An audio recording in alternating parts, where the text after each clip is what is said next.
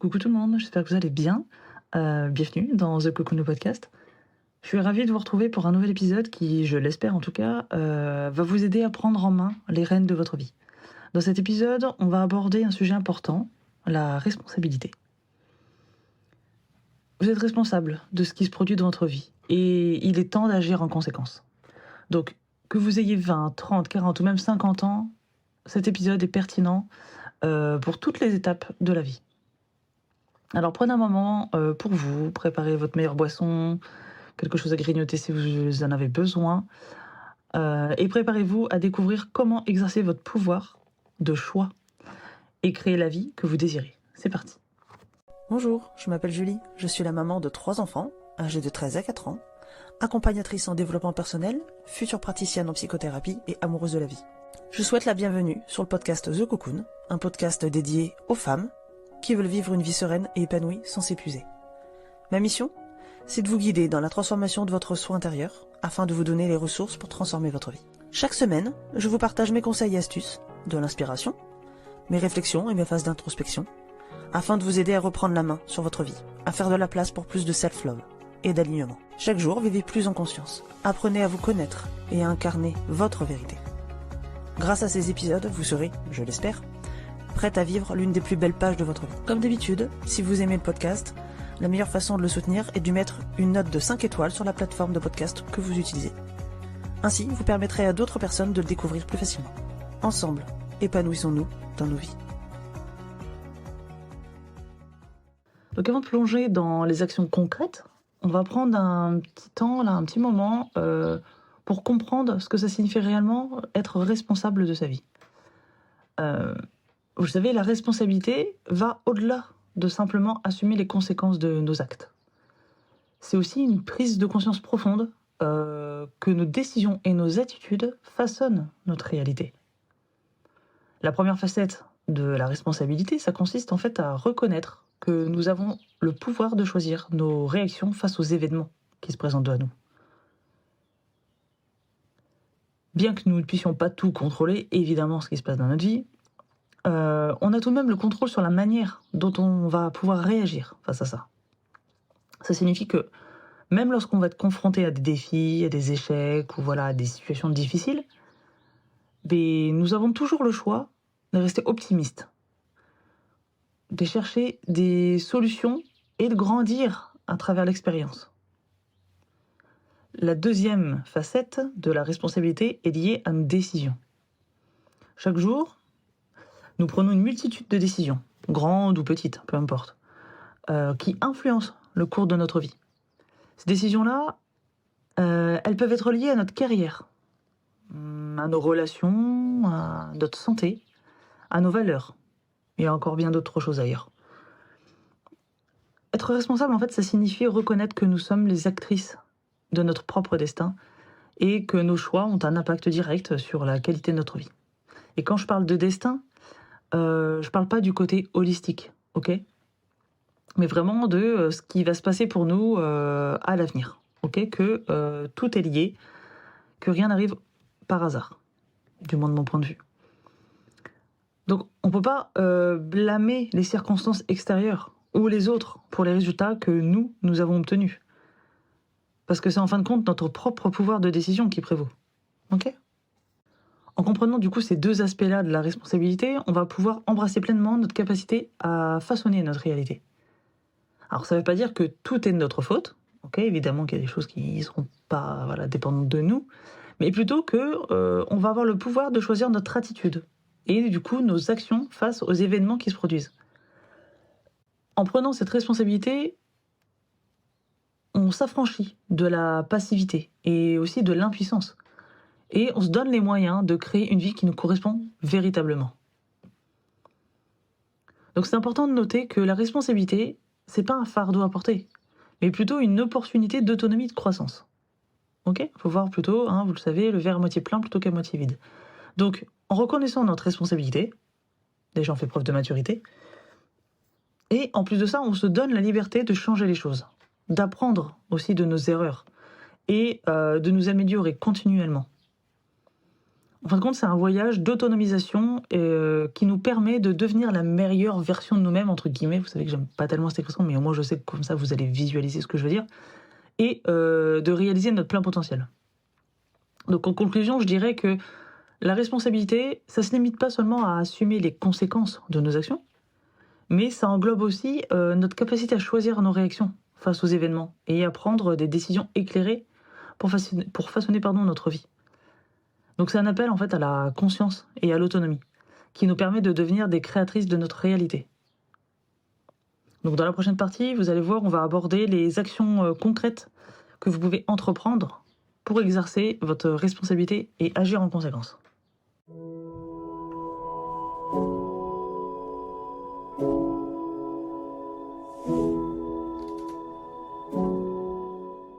Maintenant que vous avez pris conscience de votre responsabilité et de votre pouvoir de choix, pouvoir de choisir, il va être temps de passer à l'action avec de la pratique, comme vous commencez à avoir l'habitude, je pense, maintenant. Donc déjà, on va commencer par ne pas laisser la peur ou l'incertitude nous paralyser. Ok ? Commencez par identifier déjà les domaines de votre vie où vous voulez apporter des changements. Pas forcément des trucs énormes, du style un déménagement, quoi. Ok ? Ça peut être des choses toutes simples de la vie quotidienne, en fait. Ok ? Donc, fixez-vous des objectifs clairs et évidemment réalisables. Si votre objectif, pour vous, c'est très clair que vous voulez vous marier avec Brad Pitt, bon, ok, je suis pas trop sûr que ce soit réalisable. Mais voilà, essayez de trouver des objectifs clairs et réalisables. Et ensuite, vous allez élaborer un plan d'action pour les atteindre. Donc, n'oubliez pas que chaque petit pas compte, ok, et que c'est important de rester persévérante. Faut rien lâcher. Donc, agir en conséquence, ça signifie pas que tout sera facile, ok ? Vous allez certainement rencontrer des obstacles sur votre chemin, c'est même sûr et certain, sur votre chemin du coup vers la réalisation de vos objectifs. Par contre, la manière dont vous allez choisir de réagir face à ces obstacles, c'est une nouvelle occasion de manifester votre responsabilité justement, et de prendre le contrôle de votre vie. Donc voici quelques petits conseils pratiques, on va dire, pour faire face aux obstacles avec détermination et résilience. Donc justement, premier point, ça va justement d'être capable de faire preuve de résilience.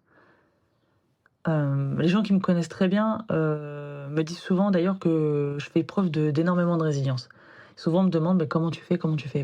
Voilà, j'ai travaillé pour en fait.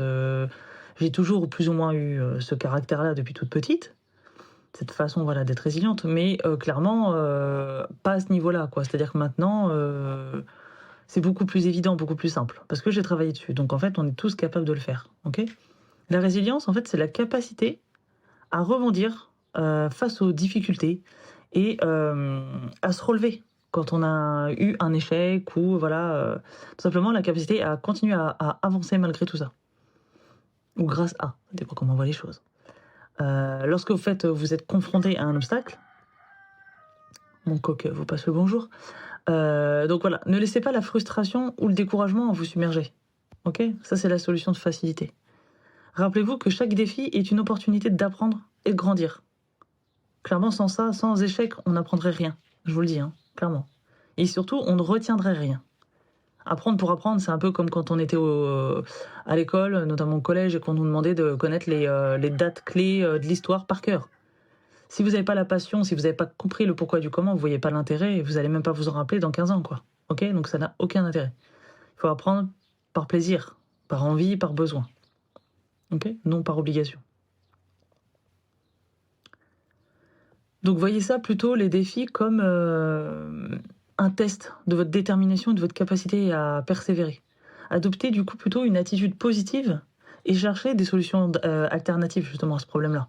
Pensez en dehors des sentiers battus et essayez de rester ouverte aux possibilités qui se présentent à vous. Ok ?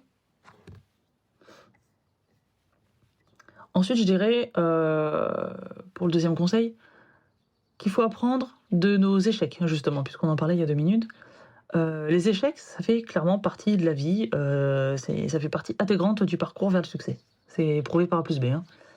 D'ailleurs, la dernière fois, sur un précédent podcast, je vous parlais de mon mentor, Martin Latulippe, qui est la preuve vivante que les échecs forment au succès. Donc vraiment, il ne faut pas les considérer comme des signes d'échec, mais plutôt comme des occasions d'apprendre et de vous améliorer. Donc analysez plutôt ce qui n'a pas fonctionné. Ok. Identifiez en fait les leçons que vous pouvez en tirer, parce qu'il y en a toujours. C'est juste que sur le coup, on est tellement pris par l'émotion, soit la colère, la déception, la tristesse, etc. Donc on ne voit pas. Mais quand on prend du recul, quand on dézoome, comme je dis souvent, là, vous pouvez du coup tirer des leçons et ajuster du coup votre approche en conséquence. Vos échecs passés, ça peut vous fournir des informations hyper importantes, hyper précieuses, pour mieux naviguer du coup dans l'avenir. Ok. Donc soyez ouverte à l'évolution et à l'adaptation de vos stratégies. Il ne faut pas rester, pas parce qu'il y a une stratégie qui a fonctionné dans le passé, qui fonctionnera tout le temps. Ok. N'hésitez pas à rester ouverte et à vous dire, ok, je peux peut-être adapter ma stratégie par rapport à cette problématique-là, ok, ou à cette erreur-là. Donc n'ayez pas peur aussi de sortir de votre zone de confort, comme je disais dans un précédent podcast, parce que voilà, ça va vous permettre d'expérimenter de nouvelles approches. Et puis, rappelez-vous également que vous êtes la maîtresse, on va dire, de votre propre destin. Je le répète, mais c'est important. Vous avez le pouvoir de choisir la manière dont vous allez réagir aux circonstances de la vie. Faut pas se laisser submerger par le sentiment d'impuissance ou de victimisation. Vous savez, je vais prendre un exemple tout simple en fait, mais souvent dans les embrouilles ou quoi, quand vous chicanez quoi avec votre conjoint, votre conjointe, mais des fois on peut avoir tendance à dire ouais mais tu me prends la tête, ouais mais à cause de toi ceci, à cause de ça. Non.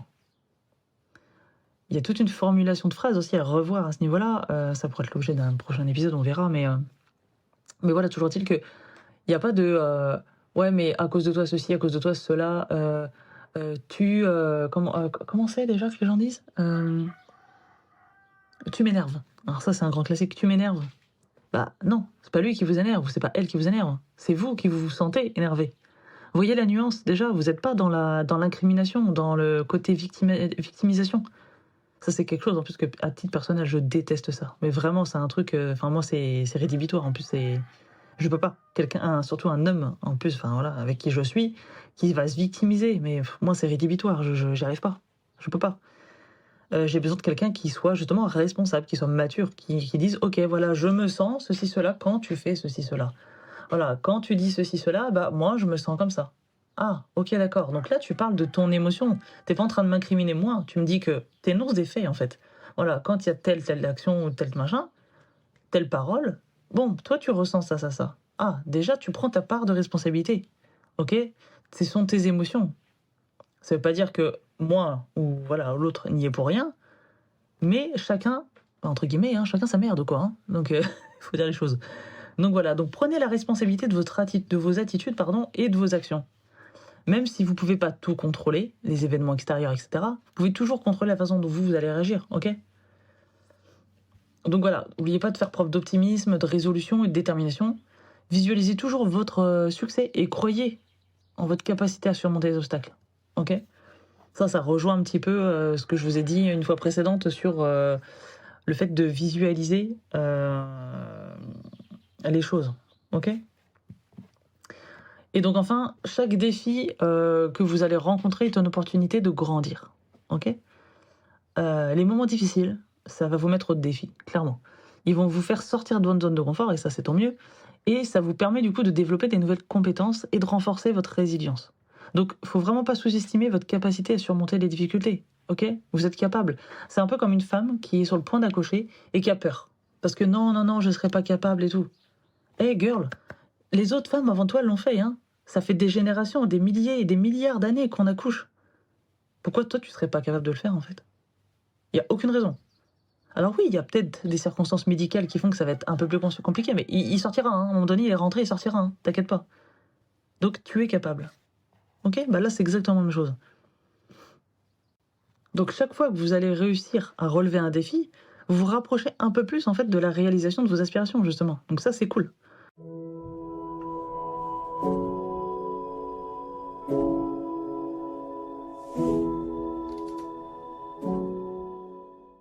Donc en conclusion, je dirais que agir en conséquence, ça garantit pas évidemment l'absence d'obstacles, mais par contre, ça va vous donner le pouvoir de choisir votre attitude et vos actions face justement à ces fameux obstacles.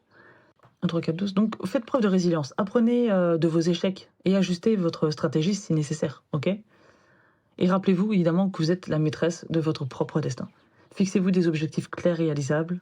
Ok, n'oubliez pas qu'il faut faire un plan d'action. Il me semble que c'est sur YouTube que j'avais fait une vidéo il y a un moment de ça déjà, voilà, où j'expliquais le principe des objectifs. Mais voilà, n'oubliez pas que chaque petit pas compte, ok? Il n'y a pas de pas qui sert à rien en fait. Ça vous rapproche forcément d'un objectif, à partir du moment où le pas est fait en avant. Ok, donc restez bien persévérante. Alors voilà les amis, l'épisode touche à sa fin. Félicitations de l'avoir écouté jusqu'au bout parce qu'il était un peu plus long.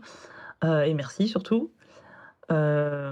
J'espère que maintenant vous êtes armés, on va dire, avec les outils nécessaires pour exercer votre responsabilité et agir en conséquence. Et souvenez-vous surtout que votre vie est entre vos mains à vous, ok? Ne la remettez jamais entre les mains de quelqu'un d'autre. C'est votre vie, c'est vous qui en êtes responsable. Et n'oubliez pas que chaque choix compte, ok? Je vous encourage à prendre le temps de réfléchir à ce que vous souhaitez vraiment dans votre vie, ce que vous voulez vraiment faire. Que ce soit les petites choses, les petites actions, à moyen, à long terme. Mais voilà, vraiment prenez le temps de réfléchir et prenez le temps aussi de prendre des mesures concrètes aussi pour parvenir à atteindre vos objectifs, quoi. Vous méritez une vie épanouissante et alignée à vos aspirations, je pense. Ok ? En tout cas, je vous souhaite beaucoup de succès dans votre parcours de vie, ok ? Et je vous souhaite d'avoir une vie épanouissante et consciente. Sur ce, je vais aller monter tout ça. Je vais vous laisser réfléchir à tout ça. Si besoin, réécoutez l'épisode, prenez des notes. Ça, c'est quelque chose que je vous conseille de faire à chaque épisode d'ailleurs, c'est de prendre des notes parce que bon, évidemment, pas tout retenir. Et on n'a pas toujours le temps de réécouter les épisodes, donc prenez des notes, prenez un petit carnet, votre téléphone, enfin ce que vous voulez, mais prenez des notes. Comme ça, vous pouvez les relire un peu plus tard, c'est quand même vachement plus pratique. Donc je vous fais des besos et hasta pronto. Bye.